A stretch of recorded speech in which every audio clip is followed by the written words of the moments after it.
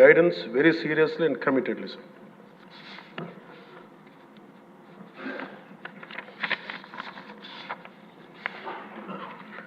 అలాగే కేంద్ర నాయకత్వం నిన్న ఈరోజు ఇందాక న్యూస్లో చూసిన అధ్యక్ష 15,000 కోట్ల రూపాయలు మన ఏ అమరావతి లేకుండా ఈరోజు వరకు ఇబ్బంది పడతాం. అలాంటి అమరావతికి కేంద్ర మంత్రి మన నాయకులు ప్రధానమంత్రి గౌరవ ప్రధానమంత్రి శ్రీ నరేంద్ర మోదీ గారు బడ్జెట్లో ఈ రోజున 15,000 కోట్ల రూపాయలు అమరావతి కోసం రిలీజ్ చేసినందుకు సహృదయంతో మనస్ఫూర్తిగా కూటమి తరపున మా అందరి తరపున కూడా వారికి ధన్యవాదాలు తెలియజేస్తున్నాం అధ్యక్ష.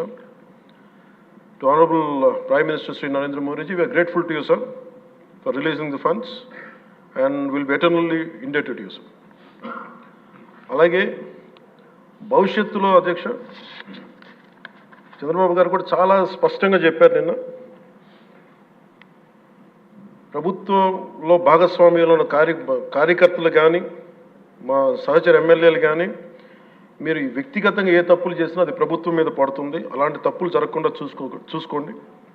అలాంటివి జరిగితే మటుకు నేను ఎవరైనా స్థనామానం లేకుండా నాకు వాళ్ళకి సిస్టమ్ పనిచేస్తూ ఉంటుంది. అది మీరు అర్థం చేసుకోండి నేను ఏ ఉద్దేశంతో చెప్తానని చెప్పారు అధ్యక్ష. ఇలాంటి తప్పులు జరిగితే అవి వ్యక్తులు చేసిన తప్పులు పార్టీలకు కానీ ప్రభుత్వానికి కానీ చెడ్డ పేరు రాకూడదు.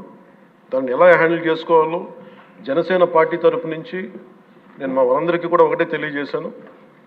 మీరు వ్యక్తిగతంగా కనుక ఏదన్నా చేసి అది కూటమి ప్రభుత్వానికి ఇబ్బంది కలిగితే నేను వారిని వదులుకోవడానికి సిద్ధంగా ఉన్నానని చెప్పి చాలా స్పష్టంగా తెలియజేశాను అధ్యక్ష. అది మీరు ఇసుక విధానాల్లో కానీ మైనింగ్ విధానాల్లో కానీ ఏ రకంగానా సరే గత ప్రభుత్వం చేసింది కదా మేము కూడా చేస్తామని ఎవరన్నా నాకు జనసేన పార్టీ తరఫు నుంచి ఎవరన్నా సరే ఉంటే వారిని నియంత్రించే బాధ్యత, వారిని సరిచేసే బాధ్యత మేము తీసుకుంటాం.